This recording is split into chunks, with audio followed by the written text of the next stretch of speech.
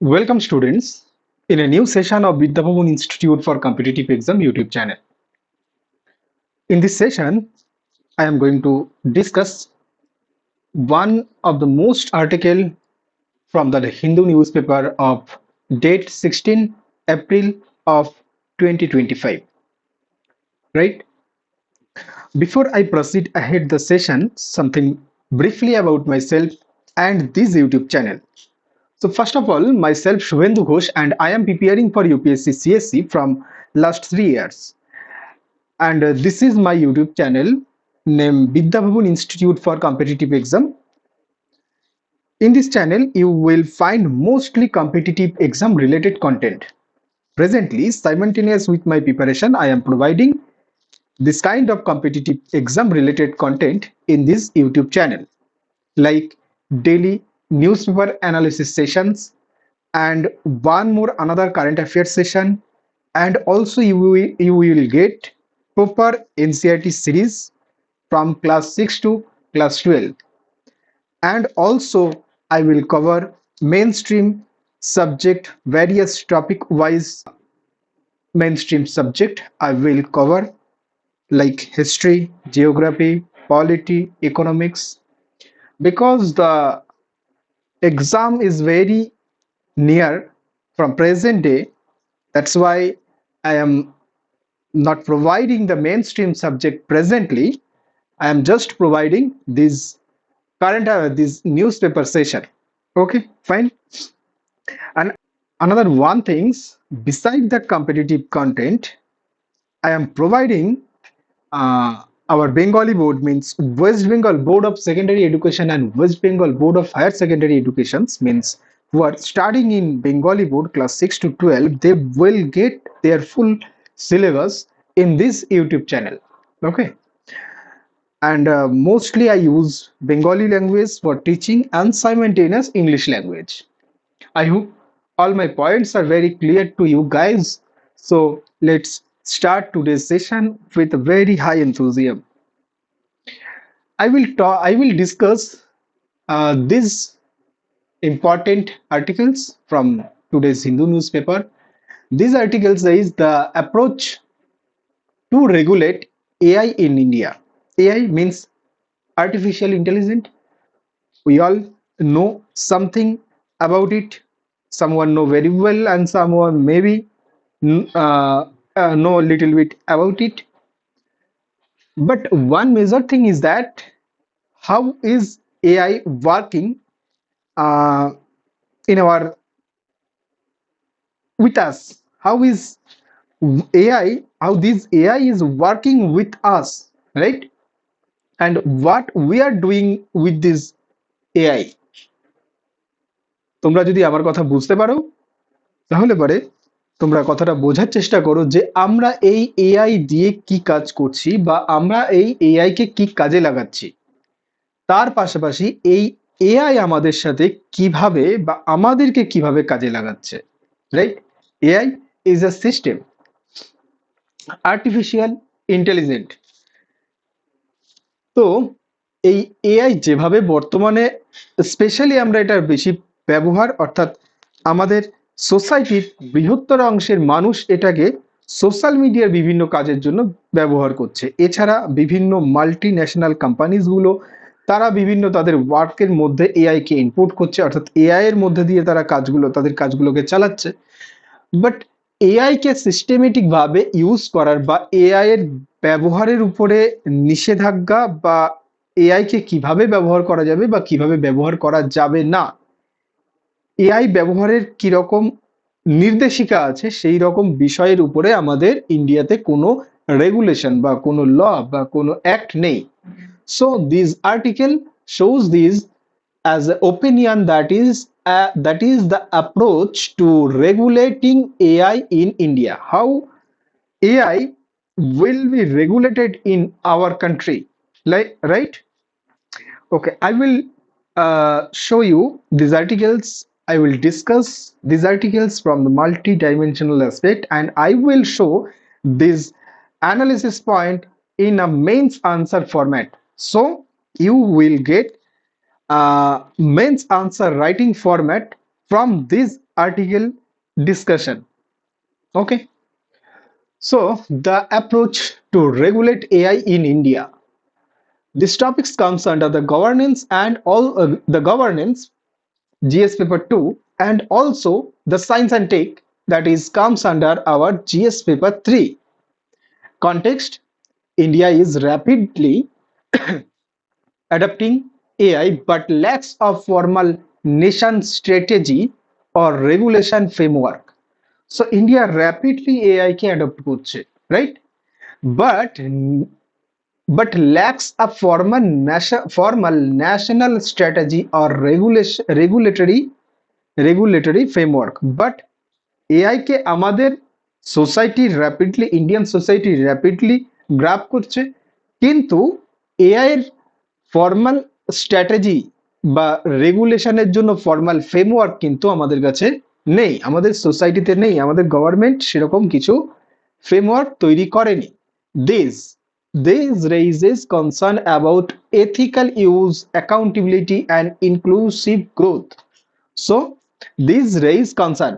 সুতরাং এই যে একটা নীতিহীন অবস্থাতে বা একটা রেগুলেটর বিহীন অবস্থাতে যেভাবে এআই আমাদের সোসাইটি যেভাবে এআই কে আমাদের সোসাইটি গ্রহণ করছে, এআই কে গ্রহণ করে যেভাবে কিছু সংখ্যক মানুষ একদিকে কিছু তাদের কাজ করতে সহজ করে নিচ্ছে বা কিছু এআই এর মধ্যে দিয়ে তাদের কাজকে সহজভাবে করছে, ঠিক সেভাবেই এআই এর মধ্যে দিয়ে কিছু সংখ্যক মানুষ কিন্তু বেশ ভুল পথে চালিত হচ্ছে, নিজেদের কাজ বাজকে কিছুটা ভুল পথে চালিত করছে, right?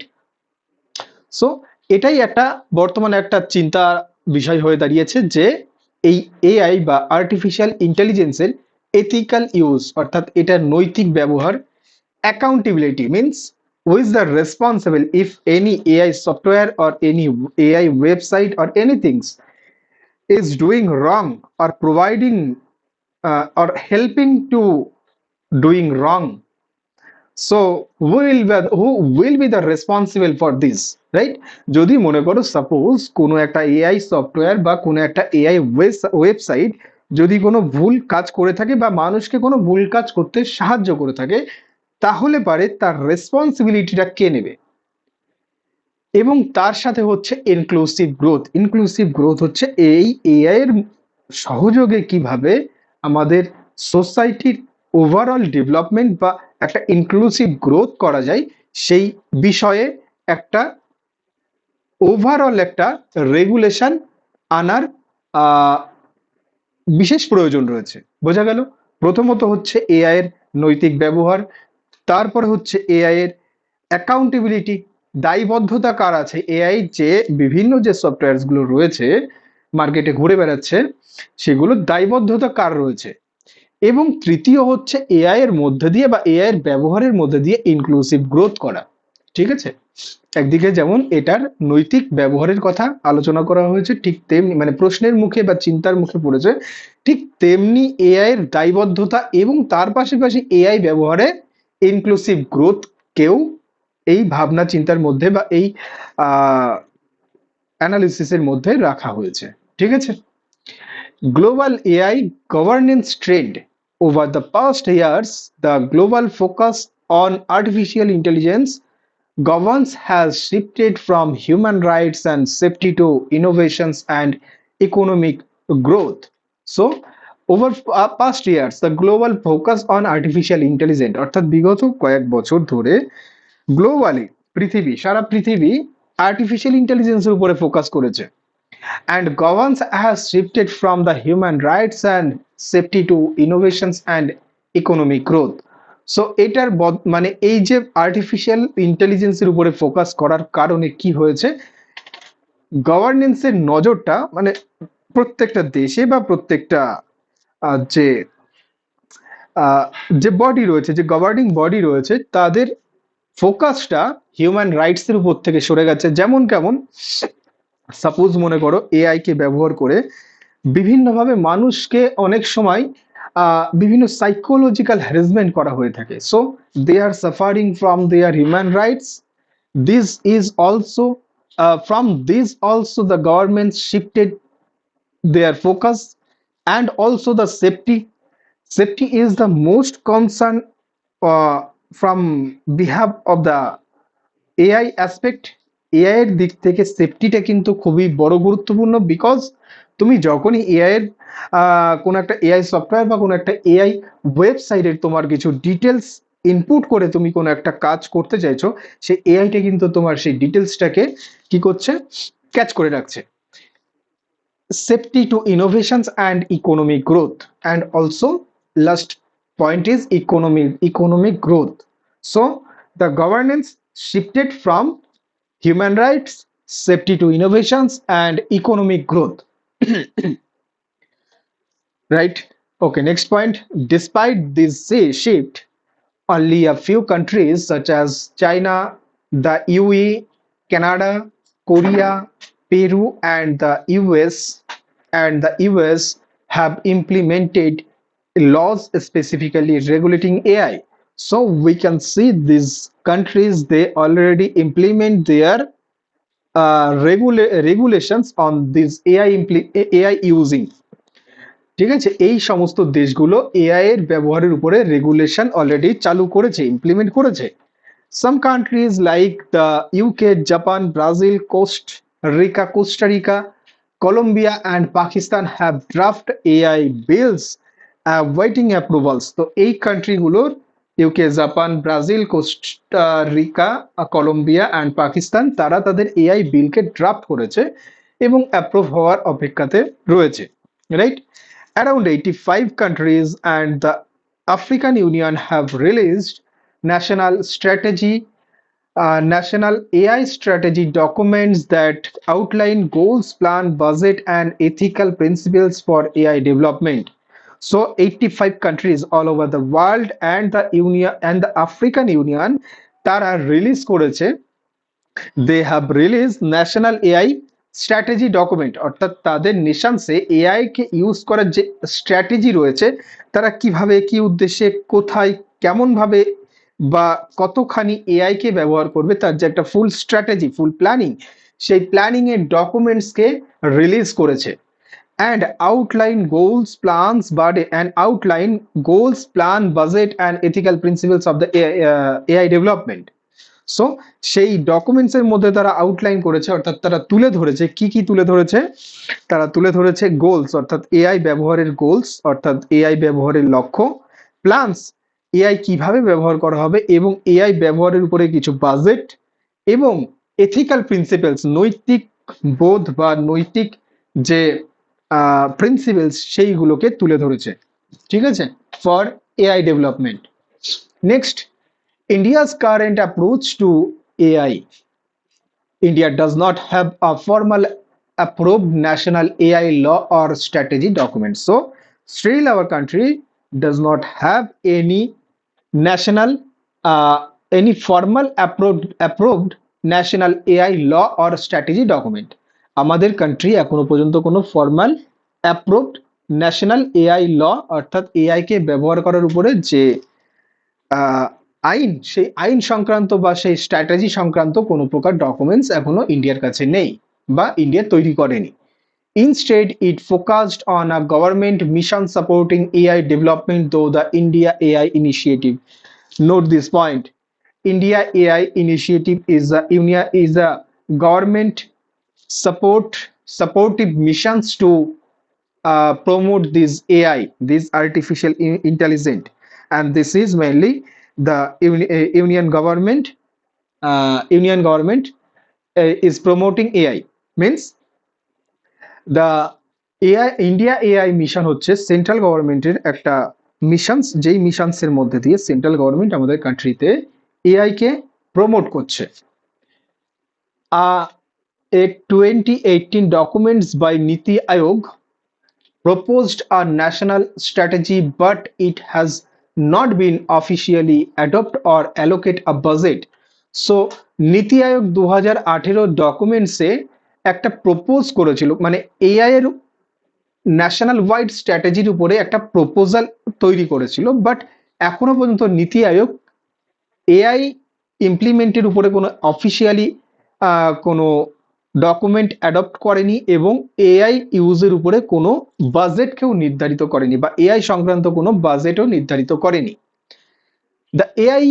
The India AI mission inclusive 7 pillars aimed at creating an innovative and trustworthy AI ecosystem. So AI India mission হচ্ছে AI India মিশনে 7 pillars আছে, মানে 7টা এইমস আছে, লক্ষ্য, at creating an innovative and trustworthy AI ecosystem, যেখানে একটা বিশ্বাসযোগ্য একটা যে ইকোসিস্টেম অর্থাৎ বাস্তুতন্ত্র বা যে পর্যায়ক্রমিক বা সারণী, যেমন সাপোজ একটা বিষয়ের কারণ হেতু আরেকটা বিষয় ঘটা এবং আরেকটা বিষয়ের কারণে আরেকটা বিষয় ঘটা, এই যে ইকোসিস্টেম, সেই ইকোসিস্টেম একটা বিশ্বাস নির্ভরযোগ্য ইকোসিস্টেমকে ক্রিয়েট করা। ঠিক আছে, এটাই হচ্ছে ইন্ডিয়া এআই মিশনের একটা লক্ষ্য। An expert advisory group is currently developing recommendations for AI governance framework, but their official adoption remains unclear. একটা এক্সপার্টের টিম অলরেডি কাজ করছে এআই গভর্নেন্স ফ্রেমওয়ার্ককে ডেভেলপ করার জন্য, বাট তাদের অফিসিয়াল ক্লিয়ারেন্স এখনো পর্যন্ত হয়নি। ঠিক আছে, but their official adoption remains unclear. সুতরাং কি বলেছে এখানে, যে তাদের যে অফিসিয়াল অ্যাডাপশন, মানে তারা অফিসিয়ালি কি অ্যাডপ্ট করেছে কি না করেনি, সেই বিষয় কোনো প্রকার এখনো বিষয় ক্লিয়ার হয়নি, যেটা এখনো অপরিষ্কার রয়েছে। Strength and gaps in AI approach means ইন্ডিয়ার এআই কে সেন্ট্রালাইজ করে যে ইন্ডিয়ার যে অ্যাপ্রোচ, তার স্ট্রেংথ কি আছে এবং তার গ্যাপ কি আছে, অর্থাৎ এর ভালো দিকটা কি আছে এবং এর খারাপ দিকটা কি আছে। ঠিক আছে, ইন্ডিয়ার অ্যাপ্রোচের মধ্যে ভালো দিক এবং খারাপ দিক কি আছে। India's flexible approach allows room to adapt to change in technology, global politics, and public sentiment. So, India's flexible approach means our India, every time and everywhere, what India adopt it mostly it will be a flexible things. Means, first of all, we have a constitution, and our constitution is very much flexible. That's why our constitution teach us to uh, to be a flexible, and that's why we adopt everything, any kind of law, any kind of act, everything. These acts or law will be very much flexible. অর্থাৎ flexible approach allows room to adapt change. ইন্ডিয়ার যে flexible approach, সেটা একটা জায়গা তৈরি করে দেয়, room to adapt to change, যেটা পরিবর্তনকে স্বীকার করতে বা পরিবর্তনকে তুলে ধরতে একটা জায়গা করে দেয়। ক্লিয়ার?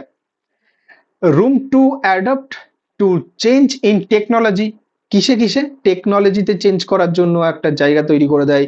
গ্লোবাল পলিটিক্সের নিজের অবস্থান পরিবর্তন বা গ্লোবাল পলিটিক্সের যে প্রবাহ বা যে ট্রেন্ডে গ্লোবাল পলিটিক্স চলছে, সেই ট্রেন্ডে নিজের জায়গা তৈরি করে নেওয়ার মতন সেরকম কিছু প্রভিশনস আছে। অ্যান্ড অলসো পাবলিক সেন্টিমেন্ট, এবং পাবলিক সেন্টিমেন্টকে লক্ষ্য করে ইন্ডিয়া নিজের পলিসিকে অ্যাডপ্ট করতে পারে। Indian constitution allows this much flexible to be the India's approach in a flexible and adaptable. Okay, তো ইন্ডিয়ান কনস্টিটিউশন ইন্ডিয়াকে শিখিয়েছে যে ফ্লেক্সিবল হতে এবং অ্যাডাপ্টেবল হতে। ঠিক আছে, however, this flexible comes with a major drawback. This is no clear visions or roadmap for India's AI goals and implementation plans. However, this flexible comes with a major drawbacks, but this flexible presently comes with a major drawbacks. অর্থাৎ এই flexible বর্তমানে কিন্তু একটা drawbacks হিসাবে উঠে এসেছে, because there is no clear visions or roadmap for India's AI goals and implementation plan. because আমাদের কাছে এখনো পর্যন্ত এআই কে কেন্দ্র করে এআই এর ব্যবহার বা এআই এর ইমপ্লিমেন্টের উপরে কোনো ক্লিয়ার ভিশন বা ক্লিয়ার রোডম্যাপ নেই, যে আমরা কি কারণে কোথায় কিভাবে এআই কে ব্যবহার করব, সেই হিসাবে সেই বিষয়ের উপরে আমাদের কাছে কোনো ফ্রেমওয়ার্ক নেই। The absence of a unified strategy leads to reactive efforts that may rely on individuals' leaderships that rather than structured policy. তো যেহেতু এখানে কোনো ইউনিফাইড স্ট্র্যাটেজি নেই, সুতরাং এই বিষয়টা বর্তমানে যে সমস্ত আইটি কোম্পানিজ গুলো রয়েছে বা যারা বড় বড় যে সমস্ত ইঞ্জিনিয়ার্স, সফটওয়্যার ইঞ্জিনিয়ার্স যারা আছে, তারা তাদের মতন করে এআই এর উপরে তাদের একটা কর্তৃত্ব বজায় রেখে, অর্থাৎ এআই কে তারা তাদের নিজের অধীনস্থ করে তারা ইন্ডিভিজুয়াল লিডারশিপ গ্রহণ করছে। ঠিক আছে, যেখানে গভর্নমেন্টের নিজের কন্ট্রোল নেই যে বস্তুর উপরে, যেমন মনে করো সাপোজ এআই এর উপরে গভর্নমেন্টের নিজের কন্ট্রোল নেই, সুতরাং এআই কে কেন্দ্র করে আমাদের কান্ট্রির যে সমস্ত বড় বড় আইটি সেক্টরস গুলো রয়েছে বা যে সমস্ত সফটওয়্যার ইঞ্জিনিয়ার্সরা রয়েছে, তারাই এআই এর বিভিন্ন অ্যাসপেক্টকে নিজেদের আন্ডারে নিয়ে তারা সেই মানে সেই এআই এর উপরে তাদের একটা প্রভুত্ব স্থাপন করছে এবং এআই কে লিড করছে। ঠিক আছে, ইন্ডিভিজুয়ালি লিড করছে। all uses is growing rapidly in India. AI uses is growing rapidly in India, but it is still mainly concentrated in global powers like the US, EU, UK, and China. So India is rapidly adopting this AI, but main consent রয়েছে কোথায়? USA তে রয়েছে, UA তে রয়েছে, UK তে রয়েছে এবং চাইনাতে রয়েছে। চাইনাতে এআই এর main power, USA, UAE, EU, UK and China, এই কান্ট্রিগুলোতে এআই এর মেইন পাওয়ার হাব আছে। Needs for safeguard in AI use, AI ইউজের জন্য কি কি সেফগার্ডের প্রয়োজন? Such as AI use increases, it must not lead to discriminate privacy breaches or exclusion in sectors such as education, health and public service. So first of all আমাদেরকে মাথায় রাখতে হবে যে AI it must not lead to discrimination. AI কোনোভাবে discrimination যাতে না করতে পারে সমাজের কোনো স্তরে, বা যে ডিসক্রিমিনেশন আমাদের পাবলিক পলিসি, গভর্নমেন্টের পলিসিকে বা আমাদের গভর্নিং সিস্টেমকে এফেক্ট করতে পারে, সেরকম কোনো ধরনের ডিসক্রিমিনেশন করতে পারবে না। দেন প্রাইভেসি ব্রিচেসটাকেও আমাদেরকে লক্ষ্য রাখতে হবে, এবং তার পাশাপাশি মোস্ট ইম্পর্টেন্ট হচ্ছে এআই কে ব্যবহার করে যদি আমাদের কাজকে করা সহজ হয়ে যায়, তবুও এই এআই ব্যবহারের কারণে এডুকেশন সেক্টর থেকে, হেলথ সেক্টর থেকে এবং পাবলিক সেক্টর থেকে এক্সক্লুশন করা যাবে না। অর্থাৎ এখানে যারা কর্মরত রয়েছে বা যে সমস্ত ভ্যাকেন্সিস গুলো এই সেক্টর গুলোতে রয়েছে, সেগুলোকে কমানো যাবে না। যেমন সাপোজ মনে করো একটা স্কুলে আগে 20টা টিচার লাগতো, বাট এআই ইউজের কারণে হয়তো টেকনোলজিক্যাল অ্যাডভান্সমেন্ট ইউজ করে হয়তো বর্তমানে 10টা টিচার্সেই সেই স্কুলের কাজ সম্পূর্ণ করা বা সেই স্কুলের যে প্রয়োজনীয় যে কাজ সেটাকে সম্পূর্ণ করা সম্ভব। বাট তবুও এই এআই কে ইউজ করে সেখান থেকে, অর্থাৎ এডুকেশন সেক্টর থেকে এক্সক্লুশন করা যাবে না, right? Currently, most AI regulations in India are voluntary and not well defined. Currently, AI এর উপরে ইন্ডিয়াতে কোনো ল বা অ্যাক্ট নেই, এটা টোটালি ভলেন্টিয়ারি, অর্থাৎ আমি কি করতে পারি বা আমি কি করব, আমি কি করব না, এটা আমার নিজের স্বেচ্ছাধীন, এবং বিষয়টা ওয়েল ডিফাইন্ড নেই। ঠিক আছে, খুব ভালো সুন্দরভাবে এটা তুলে ধরা বা বোঝানো বা এটা যে সংজ্ঞায়িত করা, সেই সংজ্ঞায়িত করা নেই। There is limited public knowledge about how algorithms are used, evaluated, or how they impact everyday life. So there is a limited public knowledge about how algorithms are used. কিভাবে এআই তার অ্যালগোরিদমস কে use করছে তার উপরে কিন্তু আমাদের সাধারণ knowledge, public knowledge কিন্তু খুবই কম। এবং কিভাবে এআই ডেটা ইভ্যালুয়েট করছে, কিভাবে এআই ডেটাগুলোকে সে তার সিস্টেমে এক্সামাইন করছে, পরীক্ষা নিরীক্ষা করছে, বা তার সিস্টেমে সেই ডেটাগুলোকে সে অ্যাডপ্ট করছে। ঠিক আছে, তুমি যে ডেটাটা ইনপুট করছো তার ভিত্তিতে সে একটা তোমাকে আউটপুট দিচ্ছে, সুতরাং সে তোমার ডেটাগুলোকে আগে ইভ্যালুয়েট করছে। তো কি পদ্ধতিতে সে ইভ্যালুয়েট করছে এবং এই এআই এর ব্যবহার বা এআই কিভাবে আমাদের ডেইলি লাইফে ইম্প্যাক্ট করছে বা করতে পারে, সেই ওভারঅল সেই সমস্ত বিষয়ের উপরে আমাদের পাবলিক নলেজ কিন্তু খুবই কম। AI generated AI generated content has already caused social unrest in India, highlighting the urgency of clear regulations and civic awareness. So AI এর ব্যবহারে কিন্তু বর্তমানে আমাদের সোশ্যাল মিডিয়া খুবই উত্তপ্ত, খুবই অশান্ত হয়ে রয়েছে। আমরা হয়তো যারা সোশ্যাল মিডিয়া ব্যবহার করে থাকি তারা সকলে আমরা দেখতে পাই কিভাবে এআই এর কারুকার্যিতে সোশ্যাল মিডিয়া একটা অশান্ত অবস্থাতে রয়েছে। ঠিক আছে, সো এই সমস্ত বিষয়গুলো হাইলাইটস করছে যে আর্জেন্সি অর্থাৎ অতি শীঘ্রই একটা ক্লিয়ার রেগুলেশনস অ্যান্ড সিভিক অ্যাওয়ারনেসের প্রয়োজন রয়েছে এআই কে কেন্দ্র করে। Learning from global models. So what I put this point all you can use to make answer based on these articles, and last I will give you a practice question, right? So learnings from the global models. Countries have followed different models of AI regulations. The DPDP Act of 2023, Digital Personnel Data Protection Act 2023 in India follows a centralized and cross-sectoral model similar to the UE and China. তো এখানে কি হয়েছে, DPDP act অর্থাৎ digital personal data protection act 2023 এটা আমাদের RTI অ্যাক্টের সাথে clash করেছে। যদিও আরটিআই অ্যাক্টের মধ্যেই ক্লজ 7 জেতে এই ক্লজ 8 জেতে এই ডিপিডিপি অ্যাক্ট ইনক্লুসিভ ভাবে ছিল, বাট এটাকে এখন আলাদাভাবে একটা এক্সক্লুসিভ একটা আলাদা একটা অ্যাক্ট তৈরি করা হয়েছে।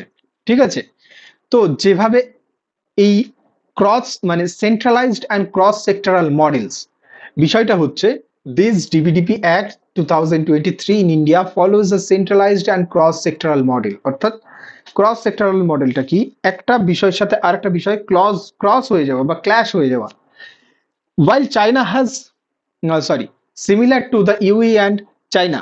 সো এখানে এই পয়েন্টটা দিয়ে কি বলতে চাচ্ছে যে এআই এর ইউজের উপরে যে রেগুলেশনস তৈরি হবে আমাদেরকে এটাকে দেখতে হবে সেটা যেন কোনো প্রভিশনস এর সাথে ক্ল্যাশ না করে, সেটা যেন কোনো প্রভিশনস এর সাথে ক্ল্যাশ না করে তার সাথে সাইমালটেনিয়াস যাতে কাজ করতে পারে সেই বিষয়টাকে আমাদেরকে মাথায় রেখে আমাদের এই এআই এর উপরে রেগুলেশনস তৈরি করতে হবে, right? Okay, fine. Next, the US follows a decentralized sector-specific models, while China has separate laws for types and use of AI. So, US follows a decentralized sector-specific models. Sector-specific models. Decentralized means কোনো একটা ল যেটা সমস্ত কোনো একটা লই শুধুমাত্র AI রেগুলেশনকে control করবে। সুতরাং এআই ব্যবহার হতে পারে মাল্টি অ্যাসপেক্টে। একটা ল মাল্টি ডাইমেনশনাল অ্যাসপেক্ট থেকে এআই এর ব্যবহারকে নিয়ন্ত্রণ করছে। এটা হচ্ছে সেন্ট্রালাইজ ফর্ম অফ রেগুলেশন। আর ডিসেন্ট্রালাইজ ফর্ম অফ রেগুলেশনটা কি জিনিস, সাপোজ মনে করো 10টা ক্ষেত্রে এআই কে ব্যবহার করা হচ্ছে, 10টা সেক্টরে এআই কে ব্যবহার করা হচ্ছে, সেখানে আমি 10টা সেক্টরের জন্য আলাদা আলাদা আমি 10টা অ্যাক্ট বানালাম। এটা হচ্ছে decentralised format of regulations. So this US follows this kind of decentralized regulation, and while China has separate laws for types and use of AI, যেখানে ইউএস ডিসেন্ট্রালাইজ ফরম্যাটকে ব্যবহার করছে, আবার দেখো চায়নাও কিন্তু different kind of types AI এর জন্য এবং সেই এআই এর ডিফারেন্ট ইউজের উপরেও কিন্তু তার সেপারেট লজ রয়েছে। ঠিক আছে, যেমন সাপোজ মনে করো আমাদের কান্ট্রিতে total 50 kinds of AI software available আছে। তো এই 50টা এআই সফটওয়্যারের জন্য আলাদা আলাদা রেগুলেশন এবং তাদের যে আলাদা আলাদা ব্যবহার তার উপরেও আলাদা আলাদা সেপারেট রেগুলেশনস আছে চাইনাতে। ঠিক আছে, India can adapt a similar or hybrid model using the DPDP act as the foundations. তো ডিপিডিপি অ্যাক্টের যে ভুল বা যে বিষয়টা নিয়ে এখন বর্তমানে চর্চা হচ্ছে সেইটাকে মাথায় রেখে বা ডিজিটাল ডাটা প্রোটেকশনকে এক ডিজিটাল পার্সোনাল ডাটা প্রোটেকশন অ্যাক্টকেই অর্থাৎ পার্সোনাল ডাটাকে প্রোটেকশন করার বিষয়টাকে মাথায় রেখে ইন্ডিয়া কোনো একটা সিমিলার অর্থাৎ like USA decentralised or the China or the like China the separate laws adopt করতে পারে, অথবা কোনো হাইব্রিড মডেল অর্থাৎ নিজের উদ্ভাবনীয় কোনো মডেল অ্যাডপ্ট করতে পারে। ঠিক আছে, so what is the way forward? At least creating an AI policy could be a practical first step. So first of all কি বলেছে যে AI policy তৈরি হচ্ছে একটা ফার্স্ট স্টেপ হবে। It would it would help test enforcement mechanism before passing formal laws. তো যে কোনো একটা ফর্মাল লসকে পাস করার আগে যখন সেটাকে ড্রাফট করা হবে তখন সেটার একটা ট্রায়াল নেওয়াটা খুব প্রয়োজন। যেরকম সেই ড্রাফট অনুসারে কিছুদিন রেগুলেশনসকে চালাতে হবে, এবং যখন আমি সেই ড্রাফট অনুসারে রেগুলেট করতে শুরু করব তখন আমি কিছু তার মধ্যে ফল্ট খুঁজে পাবো যে আমার এই যে রেগুলেশনস তার যে প্রভিশনস গুলো আছে সেই প্রভিশনের কোন কোন পয়েন্টস গুলো আমার রেগুলেশনের অর্থাৎ আমার গভর্নিং সিস্টেমের উপরে একটা ব্যাড ইম্প্যাক্ট তৈরি করছে, সেগুলোকে আমাকে রেকটিফাই করতে হবে। So it is most important to make a trial of this kind of important laws. Okay, next কি বলেছে, a clear AI policy should outline India's vision, ethical use guidelines and infrastructure plans, priority sectors and responsible authority. So এই যে plan তৈরি করা হবে বা formal যে framework তৈরি করা হবে সেখানে এই স্পষ্ট বিষয়গুলোকে মানে এই বিষয়গুলোকে স্পষ্ট করতে হবে যে ইন্ডিয়ার কি ভিশন রয়েছে এআই ইউজের উপরে, এবং ইন্ডিয়াতে এআই ইউজের কি নৈতিক গাইডলাইন্স রয়েছে, এবং ইনফ্রাস্ট্রাকচার প্ল্যানিং কি আছে এআই ইউজিং এর। তার পাশাপাশি প্রায়োরিটি সেক্টর অর্থাৎ কোন কোন সেক্টরে এআই ইউজের মানে এআই এর ব্যবহারটাকে প্রায়োরিটাইজ করা হচ্ছে বা বিশেষ প্রাধান্য দেওয়া হচ্ছে, এবং responsible authority, if any bad things happen due to use of AI, who will be the responsible যদি এআই ব্যবহারের কারণে যদি সাপোজ কোনো অপ্রীতিকর ঘটনা ঘটে, সাপোজ মনে করো যে গভর্নমেন্ট কোনো একটা সেক্টরে এআই ইউজিং শুরু করেছে, যেমন মনে করো যে পশ্চিমবঙ্গের শিক্ষা দপ্তর এআই ইউজিং শুরু করেছে শিক্ষা দপ্তরে, দেখা গেলো মাধ্যমিক পরীক্ষার আগের দিন সম্পূর্ণ মাধ্যমিকের কোশ্চেন পেপার আউট হয়ে গেল। তো হু will be the ultimate responsible for this? Public discussion must also be started to ensure transparency and accountability in AI implementation. So AI implementation এর বিষয়ে পাবলিক ডিসকাশন বা পাবলিকের যে মতামত সেই বিষয়ে আলোচনা করাটা খুবই প্রয়োজন। ঠিক আছে, ওকে, নাও the questions, it is mainly a PYQ, means previous year questions, that says introduce the concept of artificial intelligence. How does AI help clinical diagnosis? Do you perceive any threat to privacy of the individuals in the use of AI in healthcare? তো এখানে এই কোশ্চেন্সে বলা হয়েছে যে introduce the concept of artificial ইন্টেলিজেন্সের কনসেপ্টটা introduce করতে বলা হয়েছে। How does AI help clinical diagnosis অর্থাৎ মেডিকেল ক্ষেত্রে বা স্পেশালি যে মেডিকেল চেক আপ রিপোর্টসগুলোকে ইন্টারপ্রিটেশন করতে এআই কিভাবে হেল্প করতে পারে, এবং তার পাশাপাশি আরেকটা কোশ্চেন্স বলা আছে, মানে একই কোশ্চেন্সের আরেকটা পার্ট আছে, do you perceive any threat? তুমি কি এরকম কোনো থ্রেটের বিষয়ে ভাবনা চিন্তা বা এরকম কোনো থ্রেটের বিষয়টাকে দেখেছো যেখানে two privacy of the individuals in the use of AI in health care, যেখানে হেলথ কেয়ারে কারোর ইন্ডিভিজুয়ালসের যেখানে হেলথ কেয়ারে এআই ব্যবহারের কারণে কারোর ইন্ডিভিজুয়াল প্রাইভেসি থ্রেটস হয়েছে। যেমন এর পিছনে বিভিন্ন দিক আছে। তো mostly I discussed these articles from various aspect. I hope this discussion was interesting and maybe it will be helpful to you for your preparation. If you like this video, please subscribe the channel and hit the like button. And I hope we will meet in another next any session.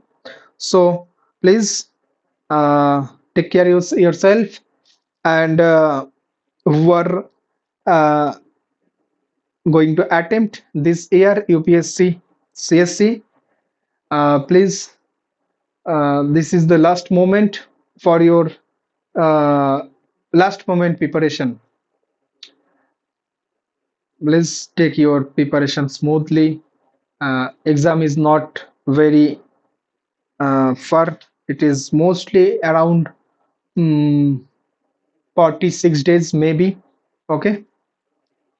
So thank you so much for watching this video. My special thanks to those guys, those aspirants who watch this video till end this point. So if you like this video, you can share this video to your friends or your well-known persons. Okay. Thank you so much. Jai Hind, Jai Bharat. I am ending this session at this point. Okay.